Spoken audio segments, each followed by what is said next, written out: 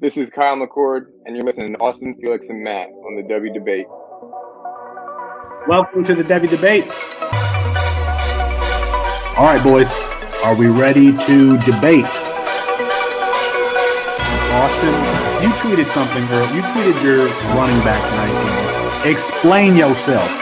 Boy, that escalated quickly. I mean, that really got out of hand, fellas. You jumped up and That's Austin Nace. Who is going to be that guy? And for me, Bijan Robinson is still going to be that guy. Back to the ground with Robinson, who spins and then tries to bounce it. A stiff arm, another one as he rides it, keeps his balance. They're going to say stepped out, but I'm Felix Sharp. I know you didn't think that we would get through this episode without mentioning the name one Zach F. Wilson. Screener draw. Oh, Wilson is going to uncourse for the end zone, and he drops it in beautifully. And it is his roommate, Dax Milne, on the touchdown. That's Matt Bruning. G. Scott Jr. Obviously, I waxed poetic about him on the last episode, so I won't do that again here. And this time it's Fields on the carry. Watch out! Justin Fields. Hello, Columbus. 51 yards. Bruning, are you ready to go head-to-head with me? I am. Got to get my popcorn out here. Hold on. Got to continue. I got it. Kyle McCord is going to end up winning the job. He's going to be rated higher. Well, I'm not nearly as passionate about what I'm about to talk about.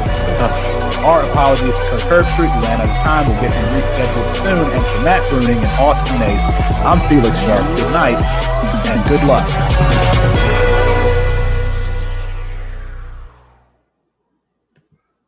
It's 9:30 Eastern Time, the only time zone to survive Odell Beckham Jr. That means it's time for the Devy Debate, brought to you by CampusDeCant.com.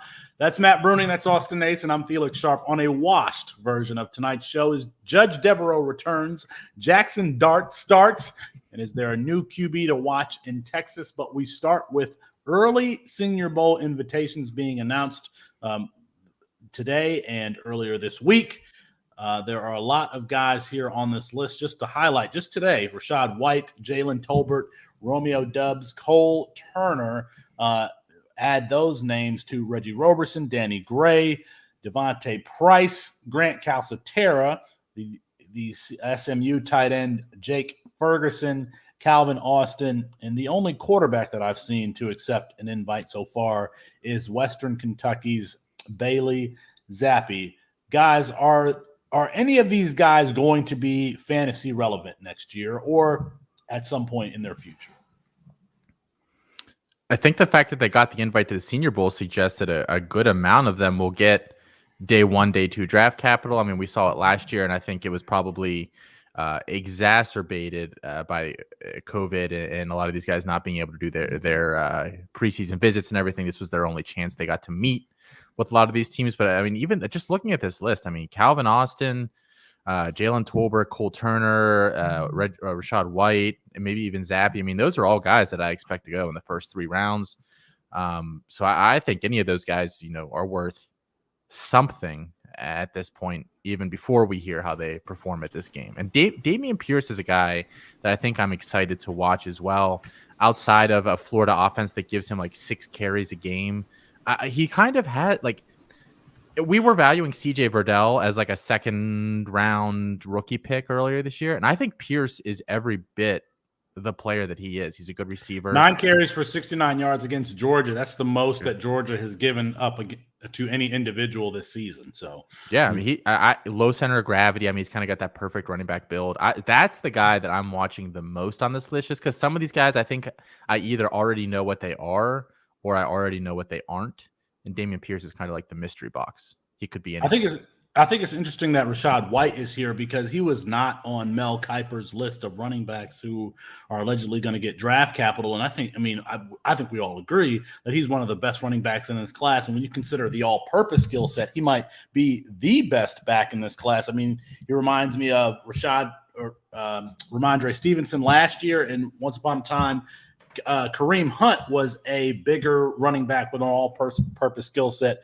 Kareem Hunt was, as a matter of fact, the MVP of the Senior Bowl when he was there. So I'm really glad to see Rachaad White there. And let's not forget, some of these guys might go and practice and then not play in the actual game if they think that they've established themselves enough. So it's going to be the practices that really matter. Matt, are there any players that you would like to see who haven't been named yet that you want to see play in this game? I mean, I don't know that. I was thinking about the quarterbacks. I mean, I mentioned Hendon Hooker, I think last week or maybe the week after with how he's been playing. I'd like to see him go there. We were just talking a little bit pre-show. Does Jake Hayner come out? Rachaad White was the guy we were talking about, I think, a couple episodes ago, because Felix, you've been high on him for a while, that we weren't sure if he was going to come out because he still has some eligibility with COVID and everything. So I think that's kind of cool that he is just being a little homerish here. Jeremy Ruckert. We see a lot of tight ends on this list. I think Jeremy Ruckert going there will have a better chance to show off some of his skill sets than anything he's really been able to do at Ohio State, because they just don't feature the tight end. I think some of the guys they've got there, Jake Ferguson, I think, is a decent tight end. It's really good to see Grant Calcaterra get onto that list. Cole Turner, who, we all like, but what are NFL teams going to value him at, I think, is very interesting as well. He just got accepted. Those guys are probably the ones that I'm looking forward to the most. And then, as Austin mentioned, Calvin Austin, I've already been talking about him. I talked about him hopefully getting an invite way before that even happened. Bo Melton, though, the wide receiver out of Rutgers, he's a guy that I'm a little intrigued to watch as well, because he's got a very intriguing skill set. And I don't know that he'll ever be like a high-end fantasy player, but I think he could be somebody you may start in deeper leagues at some point just as a fill-in guy. So, but I think it's a really good list they've got so far. But if I had to pick one guy, Ruckert, just because I'd like to see him show out a little bit that week. What was the name of the Rutgers wide receiver who came out and he was drafted in the third round? Everyone was really high on him, and he was drafted by Carew. Leonte Carew, who was drafted by the Dolphins. Yeah. I think out of all of the players who have been named thus far, I think it's Jalen Tolbert who has the highest ceiling, and perhaps based on draft capital and landing spot, Rachaad White after that. You guys disagree with me? I just really like Jalen Tolbert. I think that he's on that Deontay Johnson, Calvin Ridley spectrum of these guys who are very twitchy route runners. And I think that's what the NFL is looking for right now. And two, I think that game lasts a very long time in the NFL when you don't necessarily rely on speed and acceleration and whatnot. So my favorites would be Tolbert and Rachaad White. Any others of those named? The tight end, I'm not a fan of the tight end class here. Bailey Zappi is getting some late praise, but I don't know that he is. Jake Hayner is my third, fourth round guy to look for. It's not Bailey Zappi, not with I don't know that he shows a lot with the offense that they run there in Bowling Green. For the record, Western Kentucky is not in Western Kentucky. It's like South Central Kentucky. So that's exactly what that school should be called. All right. Thank you. Thank you for clearing that up for us. It just doesn't make any sense. Paducah is Western Kentucky. Bowling Green the more you know. Again, so Bowling Green is in Kentucky? It sure is. I literally had no idea where that school was. I just assumed it was in the middle of the country somewhere. No, Bowling Green is in Ohio. What? Bowling Green University. What is going on here? But Western I was about to say, is in Bowling Green. I'm really tired, but that is confusing me when he's like Bowling Green's in Kentucky. It's I'm almost 100% positive Bowling Green is in Ohio. Bowling Green is in what is the name of the town that Bowling Green is in? Is it Western Kentucky? Is that the name of the town? It's in Ohio. It's all right. Jaylen Warren, Austin, your guy. That's another one that I'd like to see at the Senior Bowl. So I think there's some confusion as to I don't even care about Jaylen Warren. I just liked him when I knew he was going to get that job. Other than that, you see what Dominic Richardson did against TCU. Yeah, I think it was in largely garbage time in the second half, but still, that's one of my favorite players in college football. Let's move on here to. Now, this guy is one of your guys. You were talking about him in the offseason, this freshman quarterback who was a very late riser in the rankings. Jaxson Dart is going to make his first start against UCLA. Austin, for people who don't know, just describe Jaxson Dart as a player. Jaxson Dart is a really fun player. I think I talked about it on this show a few months ago when we were talking about kind of startup drafts, and Dart was the last guy that I thought was like had a realistic projection to the NFL. After he goes and drafts, I'm kind of out and fading a lot of those guys until significantly later. He has all the tools. I mean, he doesn't have like the strongest arm or, the most mobility, but he is plenty mobile for today's NFL. He's got a little bit of a gunslinger mentality, but I think he's a little more, composed and contained than maybe, just saying F it and chucking it up there. It's more of a confidence with him than kind of that screw it mentality. 6'3", 210. I mean, I just think there is really nothing that he can't do. He's not quite the physical guy that maybe a Caleb Williams would be, but I don't think he necessarily needs to be. I think that he can certainly be the quarterback at USC for the next couple of years, and that's a big deal. I mean, USC quarterbacks, I think we talked about that on one show at some point too. Like the last USC quarterback to not get drafted was like 25, 30 years ago. I mean, John David Booty didn't start a game at there and backed up Sanchez Same for Matt Castle. And those guys got like decent draft capital. So you're guaranteed to go somewhere if you're the quarterback there. And I think Dart's just the next guy there. I do want do you want me to talk about his ascension into this position? Or I was gonna go into that. So starting in October of 2020, he was as low as 300 overall.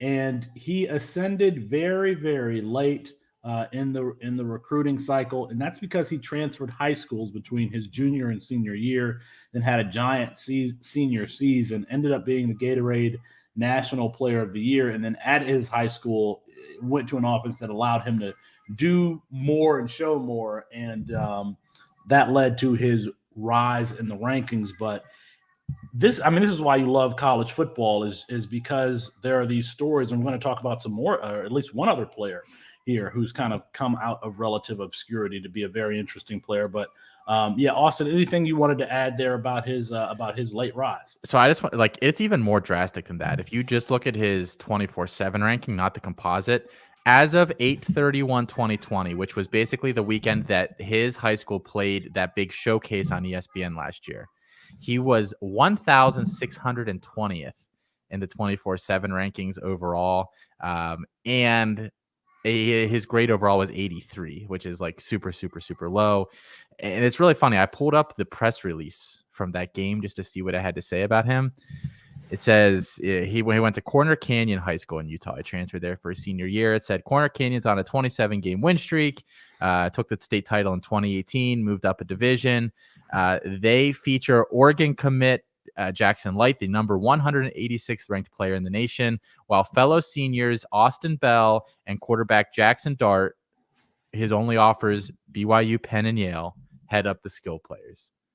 He went from BYU, Penn, and Yale to offers from USC, UCLA, Iowa State, I think, gave him one. I mean, he got a lot of offers out of that, but he was an afterthought. I mean, they're listening out to these two dudes who I've never freaking heard of. And this is the time of year where I get to watch more tape than any. For some reason, I end up because things kind of slow down a little bit, and there's not a lot on TV, and so I'm watching games over, going back and taking a look at players that I haven't gotten a substantive look on. Jaxson Dart is one of those guys, and I said this in our chat. I said there are often times where we talk about a freshman unseating an incumbent, and it's always hypothetical. I mean, usually that guy is not ready. That's not true at USC. Jaxson Dart was absolutely better than Keaton Slovis. I think I watched him play. I don't know if it was Oregon. Was it Oregon? Was it Washington? It may have been Washington. And you just see a player who is very aggressive and decisive in throwing the ball downfield, and has some mobility to him. He just looks like a player who's building a very good foundation for the future. Speaking of which, I was taking a look at where we have him ranked in our rankings at campus2can.com. We have him 15 overall. Now, he's jumped in my rankings, but I'm the lowest on him, currently at 32. Austin, I think you have him at 9, Colin at 8, Bruning, I think you also have him at 9, and Alfred at 18. He is probably going to move up after I get to watch more of him, but just a really, really exciting player. So Jaxson Dart, if you have the opportunity, definitely a recommend, and you like watching film, go take a look at him. And All Matt, right. you have him. I'm looking at your rankings here real quick. You have him the spot above DJU. I think that's big. I mean, I drop DJU a lot. I don't know that he ever gets back. I'm going to be honest, and this is going to shock some people because I haven't made the adjustment on our site yet. You can look, I won't say who it is, but you can look at who my number one quarterback is. They're not my number one quarterback anymore. I went back and rewatched that game. I have some questions, some serious questions. I think we may have overrated that player a little. I think we got a little too excited, a little too quickly. Caleb Williams, he's right now my QB1. He's not going to be QB1 for me anymore. Wait, okay, so you have questions about Caleb Williams. I went back and watched not just the God dang it, who did they the Baylor game, but the game before as well, before they went on bye, and I can't remember who it is now. I don't know. I think we got a little excited with how good he looked those first couple of games. Mm-hmm. Him, Lincoln Riley's system, I think some of the questions we had about him before he came into college, I think are more accurate than maybe we thought. We pulled back so quick because he went out there and looked so damn good in those 2 games, and he made some really great throws. Like I said, that Marvin Mims one still stands out to me. Of that throw to the sideline, it was a beautiful throw. It was an NFL throw. But I think we got a little over our skis with him. I think he may take even a little bit more of a step. He may look more like what we've seen the past 2 weeks than the guy we saw the first 2 weeks of him playing. I think we were a little too quick to anoint him. In all honesty, kind of like we were with DJU. And now maybe that was because the 2022 class wasn't that good. We didn't know that much about Bryce Young. So like coming into the season, we were all like, well, DJU's the easy QB1 in the season. And then look what happened. The more I've looked at Caleb Williams, the more I've kind of like, yeah, maybe he's not quite. I don't know that he deserves the number 1 spot. I don't think he's quite as good as we've been talking about him being as like the locked in QB1, top 5 pick or first round pick in C2C drafts next year. I think that we should probably look a little bit deeper at him and have a little bit more questions. Let me say this about the game plan between Texas and Baylor for Oklahoma. It was largely the same. Caleb Williams was not really used in the running game, and he got a lot of one-on-one situations deep, and he connected with those against Texas. They did the same thing against Baylor. He just wasn't connecting. And that's a Lincoln Riley problem because Caleb Williams' strength is running the football, and it seems like he's getting more runs as when plays break down as opposed to design runs. And I just think it really helps your quarterback get into a rhythm, especially this player who's an excellent runner, if he is used more intentionally in the running game, especially early on. So, all right, we will see where Matt Bruning has Caleb Williams ranked. I guess when we update the rankings on the website. He's got him 110th. I have him up here now. Just like Mario Williams. Just like Mario Williams. It's like Mario Williams, who after that game before the bye, I don't think Mario Williams recorded a catch against Baylor. So we are getting down here to the wire on Austin and I's bet. All right. One player who we need to consider where we have him ranked is the new quarterback at Texas Tech. Now, before we get into that, Texas Tech did something rather unusual and hired a coach mid-season. Joey McGuire hired from Baylor, and McGuire is said to be a former legendary high school football coach there in Texas, I believe. And so that's something that matters. But Austin, I mean, I don't know that this is getting a lot of attention, but it's very innovative for a team to go ahead and appoint their head guy. And not only, it's not like they elevated an assistant. They went and got someone from another school and hired him as their head coach. Yeah, I think the stars kind of had to align for this to happen. I mean, if you're LSU, there's no sense in doing this because you basically have your pick of what's out there in the offseason. Same for, USC, just kind of naming jobs that are open this offseason. Florida might be open. It probably doesn't apply to them. But to smaller schools like this, I don't know why you wouldn't be looking for little edges. I mean, Western Kentucky, they brought up a whole freaking team from Houston Baptist. They brought a staff. They brought a quarterback. They brought their receivers. Like they brought everything up, thinking the system would translate. And surprise, it did. For a Texas Tech team, that they basically said, okay, like we're going to be priced out of the high end coaching market. We are the last domino in the coaching carousel. So let's kind of make our own luck here. They went out and got a guy who's an assistant at another coach in Texas and knows Texas recruiting so well. They've already gotten 4 recruits since he flipped there, like a week and a half, 2 weeks including ago. One from Baylor. Yeah. That he came from. Yeah. I mean, and has DJ Allen committed anywhere yet? It's rumored that DJ Allen, who Matt and I love, he's one of the top 20 receivers or so in this class, is flipping there. I mean, he hasn't committed there yet, but he was very excited about announcing on Twitter he got an offer from He them. literally decommitted and then like 12 hours later was like, I just got an offer from Texas Tech. Like, it doesn't take a genius to put those two to. I mean, so I think in certain situations for these schools that, you're never going to be hanging with the big boys. I don't know why this wouldn't be more of a thing. I think it makes sense. And especially down there in Texas, where, knowing the landscape and kind of where to find some of these kids, because there's so many of them, is a huge advantage. Well, you mentioned DJ Allen.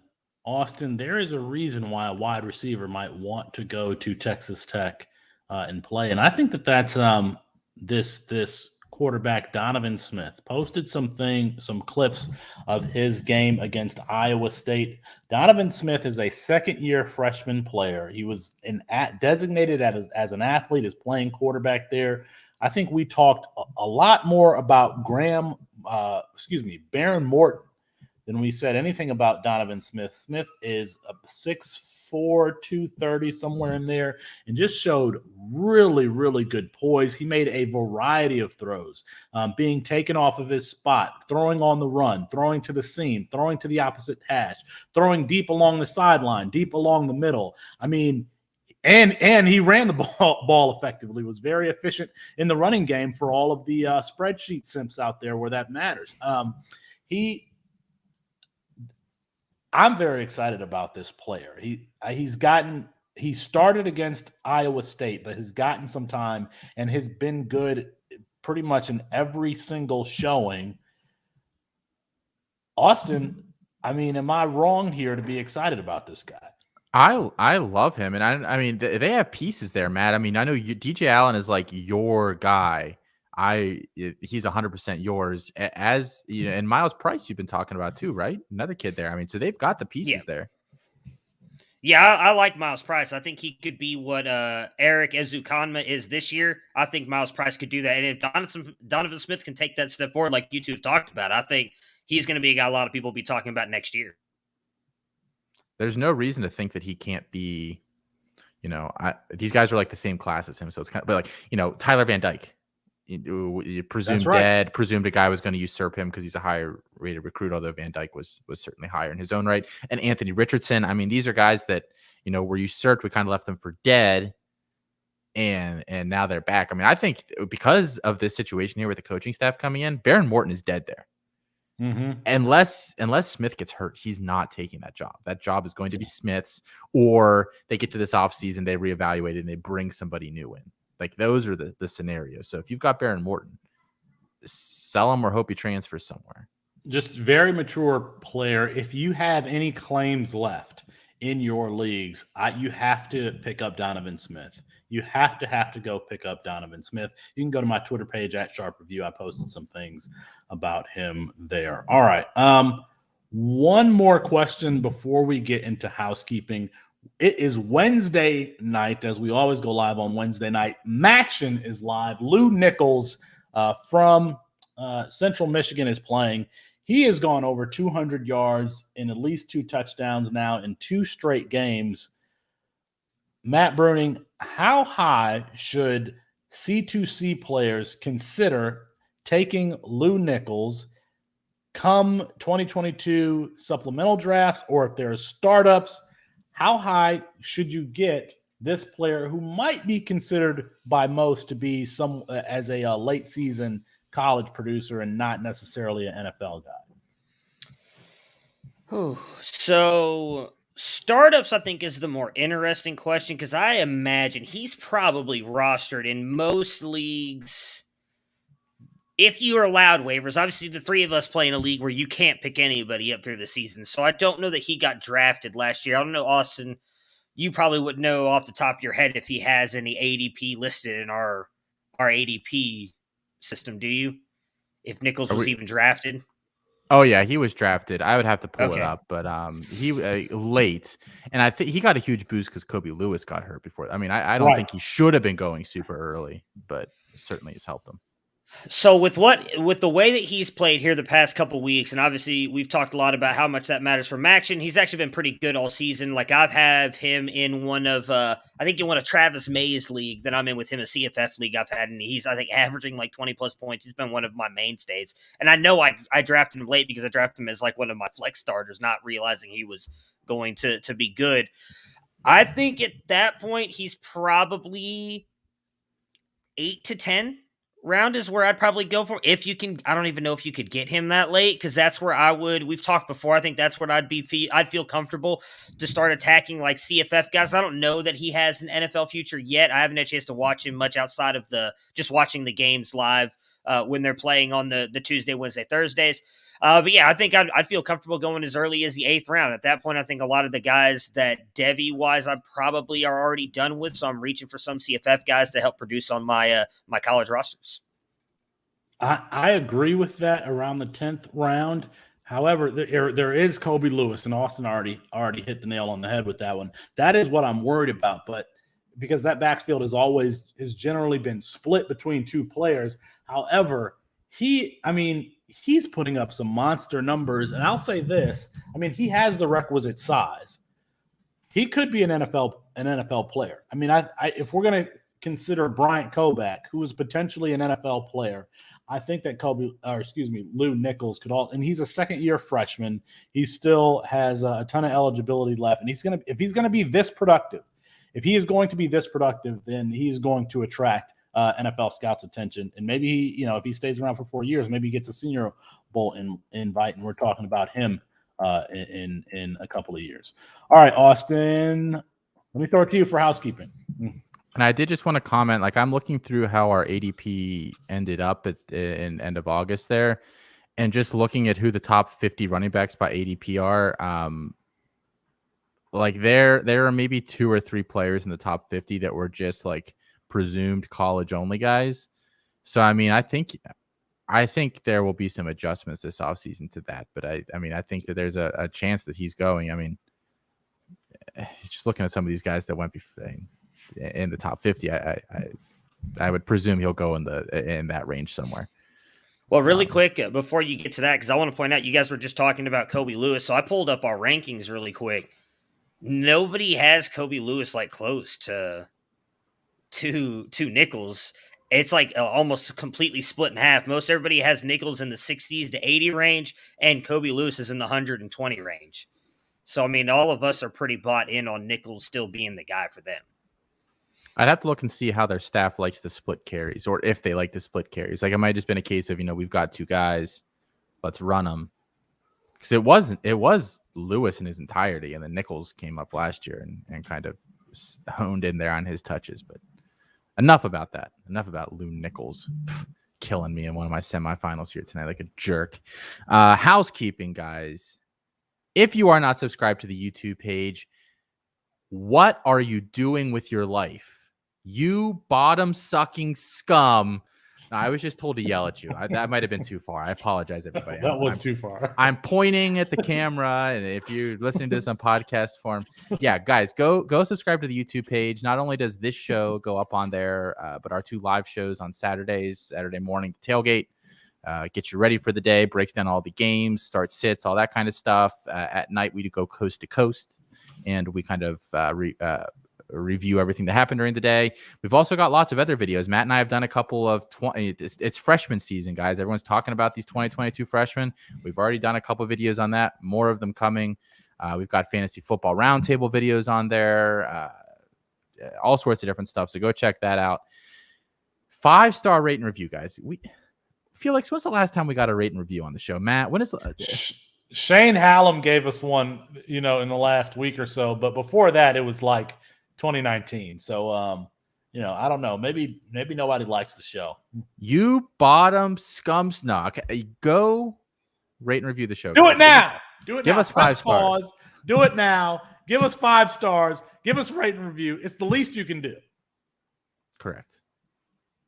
Go do that. Technically, Tristan Cook was the last one. Literally on Monday gave us a review. I knew I liked that guy. Thank you, Tristan. The last one was July 8th, to give you like an exact answer. July 8th of 2021, because I'm pretty sure we weren't on air in 2019, even though it feels like it at times. But no, the last one was July 8th. COVID just added a few years to everything. Yeah. So go do that, guys. Prize Picks, if you have not signed up, guys, we're going to be doing some giveaways related to Prize Picks. For those that don't know, it is basically player props. It's a really fun website, guys. I'm not just saying this. Like I've used Monkey Knife Fight. I've used, some of these other ones that are out there. Prize Picks is by far my favorite. I think the lines are a little more fun to play around with. And I think, you can increase the risk and win some more money, which I think is a lot of fun as well. So sign up on Prize Picks, use promo code C2C. That gets you an initial deposit match up to $100. And if you deposit at least $20, you get a free year here at Campus to Canton with us, which is usually $29.99. So you're getting yourself a heck of a bargain there. And then hop in the Discord as well, guys. Members of our site are in there. We talk all sorts of different stuff all the time. Recruits, DFS, betting. We have a nerd channel. All the spreadsheet simps, as Felix calls them, are in there. So come in. Check everything out. We have a lot of fun. Talk a lot of football. Do it. I'm going to be honest. I am terrified about what's going to happen next on this show. Because for those listening, Matt Bruning is playing hurt today. He is tired. In fairness, Matt gets up very early, and he's tired. And somebody picked for Matt to be in character today when he's playing hurt. So I don't know if Judge Devereaux is going to make an appearance, but we have Fantasy Court. And so maybe we get a very sleepy Southern Judge Devereaux. Judge, I turn it over to you.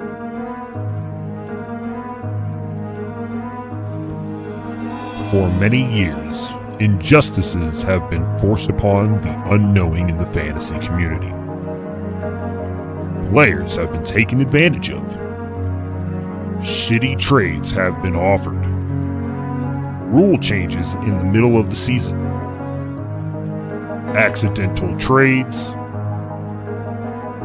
Wrongful drops and pickups. Wasting all their time on the clock. And all-out tanking. However, those injustices will stand no longer, as Fantasy Court now stands in session.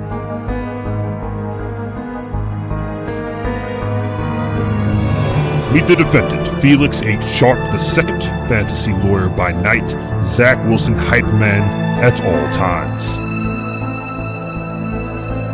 Meet the plaintiff, Austin Nance, tax lawyer by day and fantasy lawyer during this segment. Wine consumer and seltzer hater.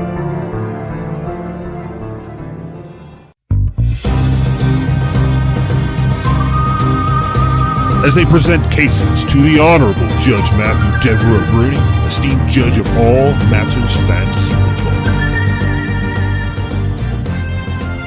The players are real. The arguments are tense. This game is a matter of life and death. Welcome to Fantasy Court.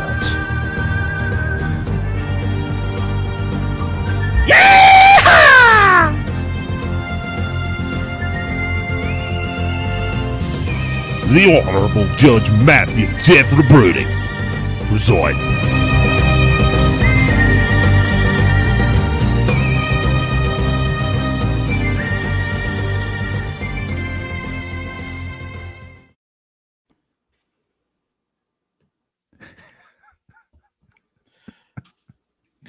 I love these muted. Go ahead, Judge. It's your courtroom. Oh man, I had to get in character really quick. I was laughing too hard. I couldn't find my stuff, guys. I apologize. So finger guns. All right, here we go. Man, this is gonna be horrible. Good evening, ladies and gentlemen. Welcome to Fantasy Court. It is now in session. Gentlemen, how are we doing on this fine morning? Very good, Your Honor. Yeah, very good. Yes, very good. Very good, Judge. Well, my goodness. Please don't sound so surprised and happy to be in my honorable presence. Please. All right. For our first case number, docket 1009929, we are talking about waivers in Campus to Canton leagues. Yes, Your Honor. That's right, Your Honor. Mr. Sharp, That's right, I don't Judge. actually know your title, but please, the floor is yours. Well, Judge, as you mentioned, we're talking about waivers to Campus to Canton leagues, and the question for the court is what should be the standard format for handling waivers? Should there be no waivers at all, or should there be some limited amount of waivers, or waivers during a certain week of the season, etc.? Your Honor, my position is that in Campus to Canton leagues on the college side, your rosters are already deep enough to handle injuries, suspensions, what have you, and so there should be the standard across all Campus to Canton leagues is that there should be no waivers at all, Judge. No waivers at all, because for one, it gives Campus to Canton players less things to think about during the season, and for two, it makes those supplemental draft picks that more valuable. If the waiver wire is rated during the season, that just makes that supplemental draft less interesting, Judge. And those picks are more valuable. You could get a lot of movement when you have a player like Brandon Thomas or Donovan Smith on the waiver wire, and they're sitting there, and you want to take them in a draft. But if we leave it to Fab, or if we leave it to we have waivers during the season, oftentimes, Judge, there are players that are not paying attention, or you just get that player because you have Fab left over and a player has emerged late. So for that reason, I think the rosters are deep enough. There should be no waivers. That should be the standard. I'm looking for a ruling from the court that be the standard across Campus to Canton leagues, that there are no waivers on the college side during the season, Judge. Bless your heart, Mr. Sharp. But that is all hat, no cattle, my friend. All hat, no cattle. Mr. Is that a phrase? Is that a thing? Oh, by golly, dadgummit, it sure is, Mr. Deeds. Please. I learn something new every day in your courtroom, Your Honor. I can only address Mr. Sharp so much, but there are a few points here which I think I can refute. I think the first one is saying that in a normal 12-team league, you typically have 45-man rosters. Mr. Sharp contends that this is enough to get you through injuries, suspensions, and what have you. Your Honor, I have seen several of Mr. Sharp's teams, and that is certainly not enough players to get you through buys and suspensions and what have you. It is not enough. Beyond that, though, what opposing counsel suggests here is a problem. It is chaos. It is rewarding the lucky manager as much as it rewards those with the best scouting chops. It just does. It deters those that face hardship early in the season from remaining in the title race, and in my opinion is a suboptimal way to run a fantasy league. If you're out of it by week 4, it is common knowledge, common sense that you don't trade, you don't check in with your team as much. These are things that are not good for the integrity of a league. So what do I suggest? Well, the default, as I said, 12-team, 45-man rosters let's say the default should be 4 waiver additions to be used during the season. You can use these claims at any time throughout the year, not designated weeks. This gives managers flexibility. It helps them maintain the value of future picks, which Mr. Sharp seemed to be so concerned about, even though he squanders his all the time. And it also rewards managers who are diligent and identify breakouts early instead of cramming for weeks 4 and 8, like I know some leagues currently do. So that is my proposal, Your Honor, to open the waivers up. Every team gets 4, and you let everybody fight on from there. Man, that is just an amazing, amazing proposal. It reminds me of sitting out at the pasture, just staring out over the beautiful cattle, beautiful sunrise up on the prairie. My goodness, Mr. Dietz, I rule in favor of Austin. Felix, as I mentioned. This is a crooked court, Your Honor. This is a crooked court. I'm fixing to kick you out, sir. You do not speak up in my court unless addressed, unless asked. Case Apologize, Your Honor. Thank you, Your Honor. Damn straight. Damn straight. I will demand respect in my courtroom. Trading CFF producers etiquette. Mr. Dietz, I will let you go first on this. Please present your case to the honorable judge. Your Honor, I don't have much to speak on this particular matter. I am not nearly as passionate about this topic as I was about the first, but this client pays me money as well, so I am here in front of you regardless. Etiquette for trading CFF producers should be very, very simple, everybody.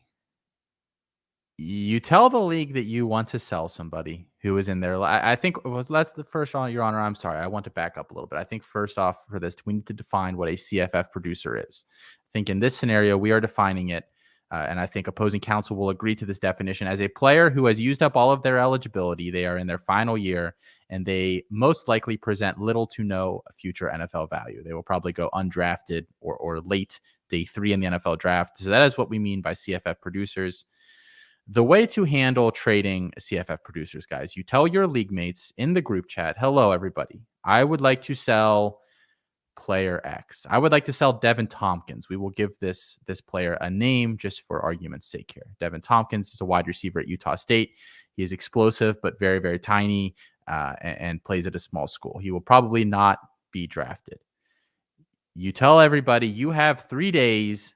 I will take the best offer because a bad offer is better than no offer and letting that player die on your bench. So my proposal is shop the player, let everybody know he's available, set a time limit, best offer wins it. I did that many, many times this year and came away satisfied with the return that I received. Very, very interesting argument here, Mr. Sharp.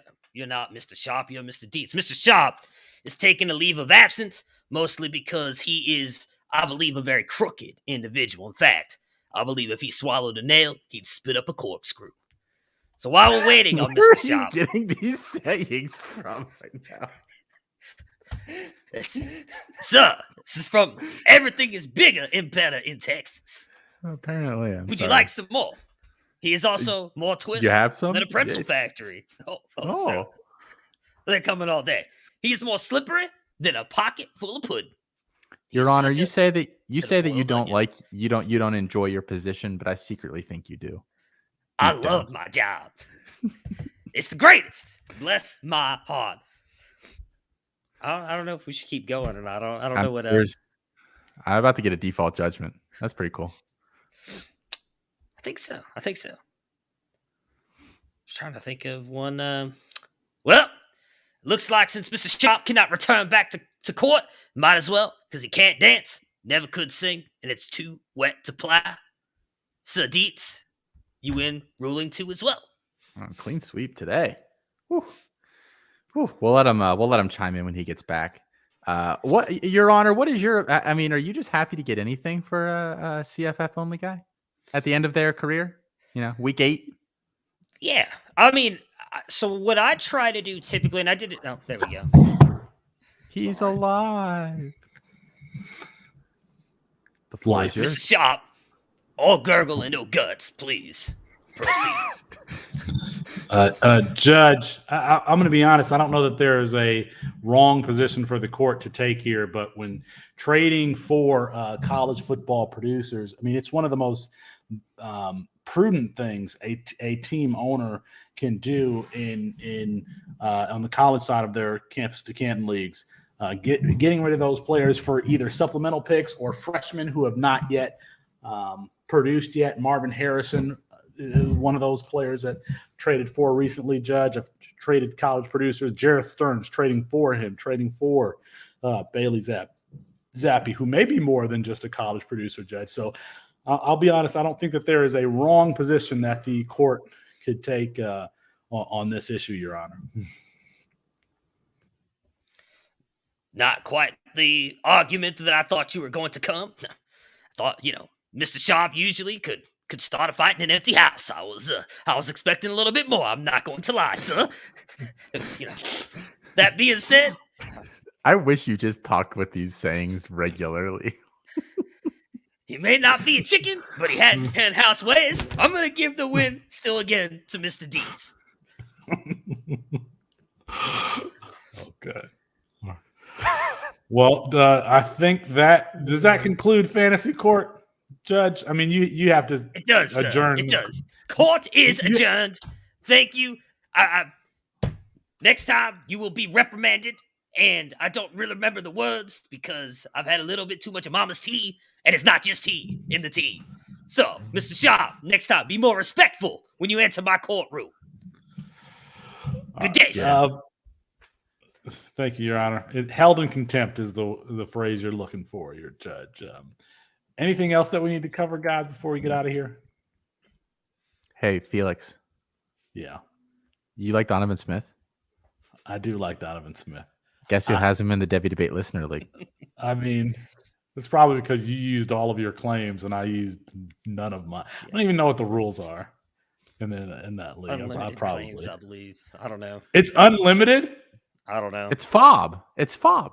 That's I saw Austin there's made a $0. Yeah. If there's $0 bids, and that's unlimited claims. Yeah. I mean, I saw he went up, like, I posted that list of players to pick up, and I saw he picked up, like, Kanata Mumfield. Oh, no. He picked up, like, all of my... What? It's Keontae. I heard him say his name himself. Yeah. Oh, really? I didn't know that. I thought it was Kanata. It's like not even spelled close to that. Yeah, I know. Well, you yeah. could ask his mom. So yeah, he went and picked up like all my guys. I went in there the other day. I was like, oh, son of a bitch. Okay.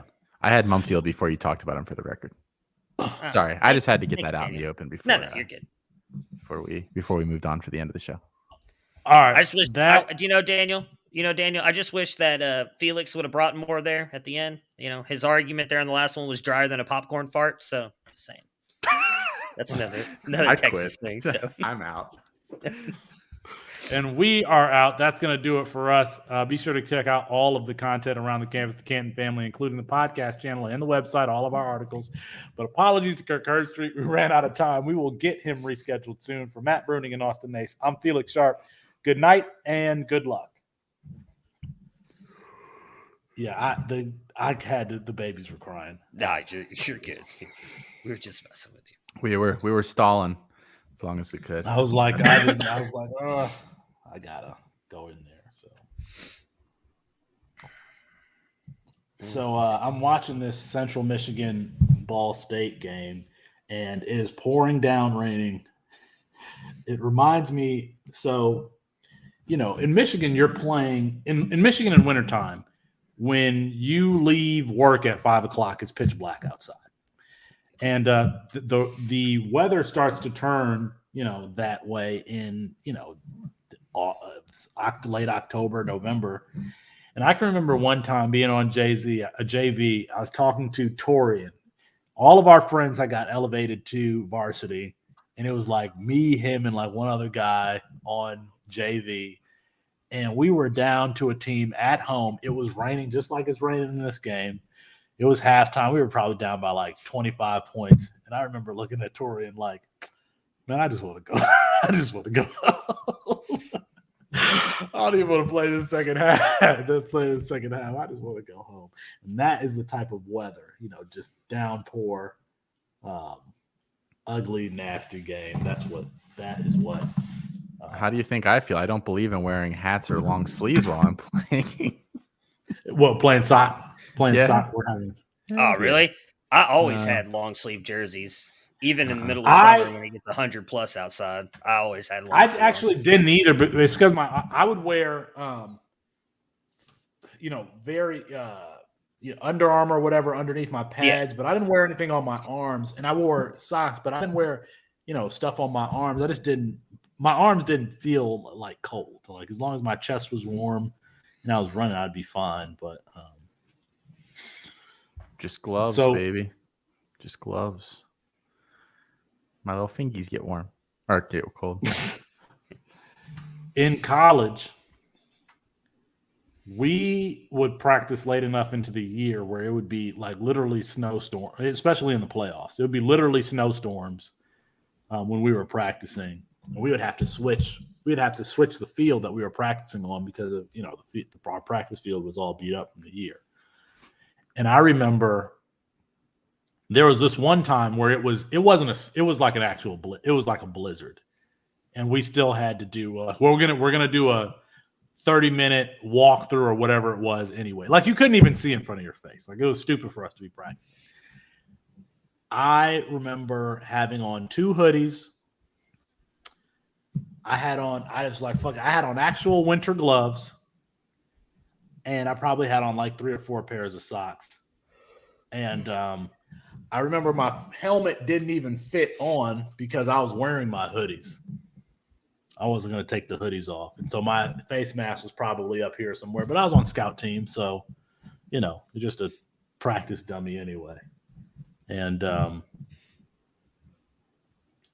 couldn't see 2 inches in front of your face with, some 300-pound lineman coming to block you on the screen in the middle of a blizzard. Matt, you didn't put the show on our Twitter pages today. Me and Austin's. I don't have yours. It was on Austin's. I don't have yours on. When we redid everything, you never added your stuff back in there, so I don't have yours on there. It's not on Austin. Is it on Austin? Or yours, Austin? It was, yeah. Oh, it was. I did it on Austin, mine, and Camps to Cantons. Okay. You got to remember, Twitter does their stuff different now. It's not like it was used to, like when people would go in and they could comment, all that stuff pops up. It's not like that anymore. It's straight through Periscope or whatever. It's all weird. Okay. It's about that time of year where we can do guess and talking about breakouts for 2022. That's something I've been doing is like looking at, but it's hard to find players that no one else is talking about. That's what's tough now.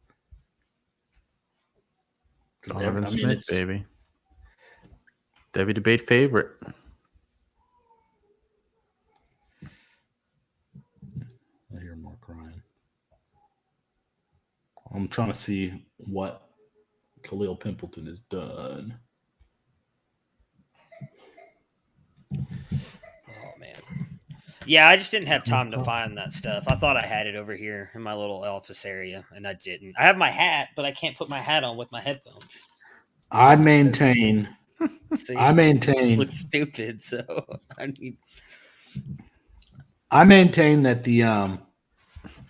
he has 32 carries for 219 yards and 3 touchdowns.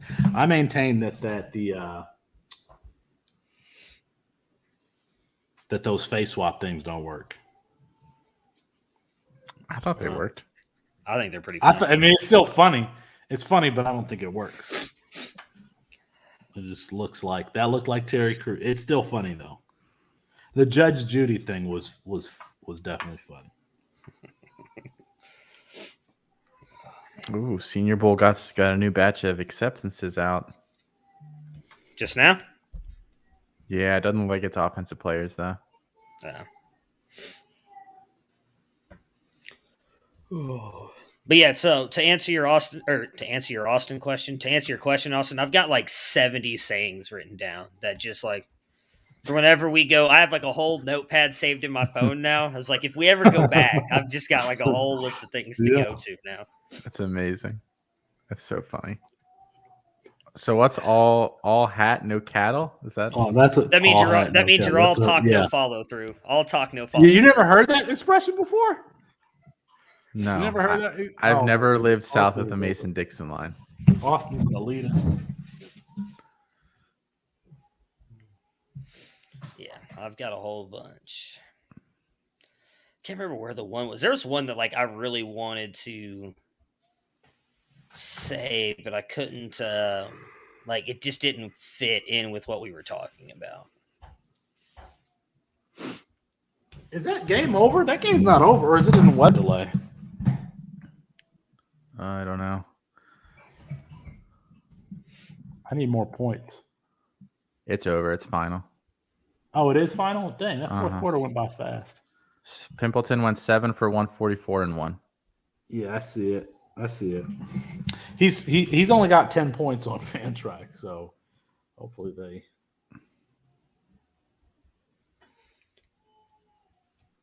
they have him as 5 for 67.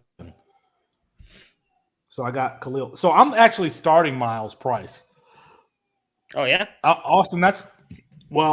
So I got Downs and Pimpleton.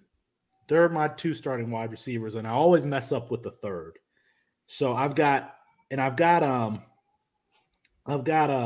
Taylor. Austin, this is why I was calling you yesterday to see who you thought I should start.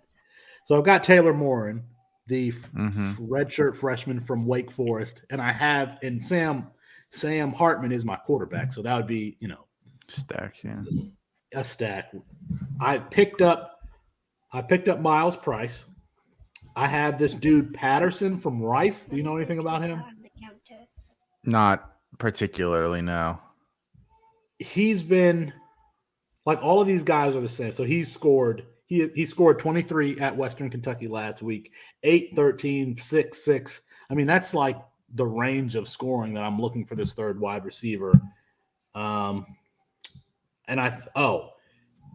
this is the other option. Well, Mike Woods. I got Mike Woods here. They're playing Iowa State. And then this guy would be the starter except for his opponent. Malik Jackson from Louisiana Monroe. He is listed as a wide receiver, but he is playing running back. He had last against Arkansas State, who is like running back gold. He had 22 carries for 166 yards and 2 touchdowns in one of his first games as a running back. So he played running back. He had 31 points, but he's playing LSU this week. Ugh. Yeah, I wouldn't do that. The game script is going to be awful, let alone. So it's like if I make it past this week, he's somebody that I can plug in.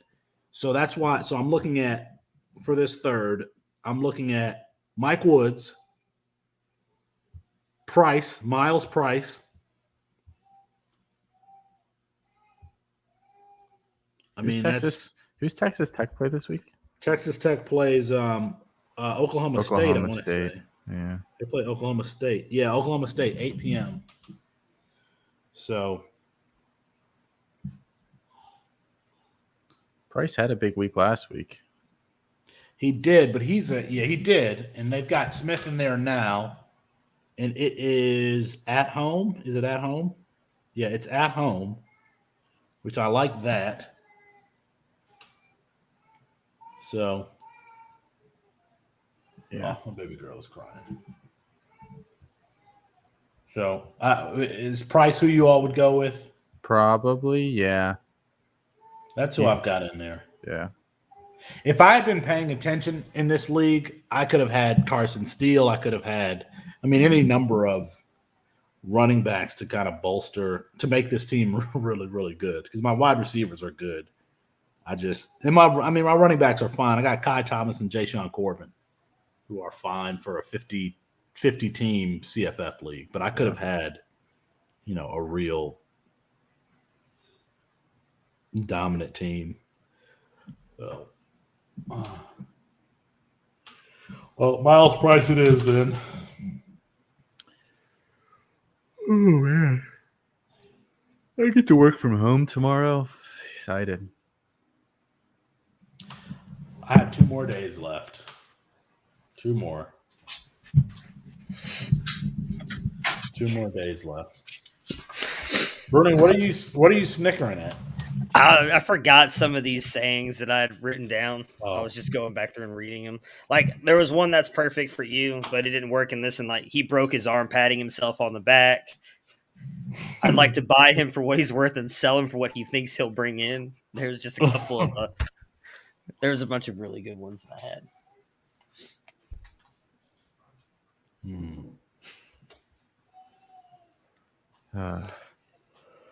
Oh man. Well, I can let everybody go. I mean, Felix, you've got Yeah. upset children and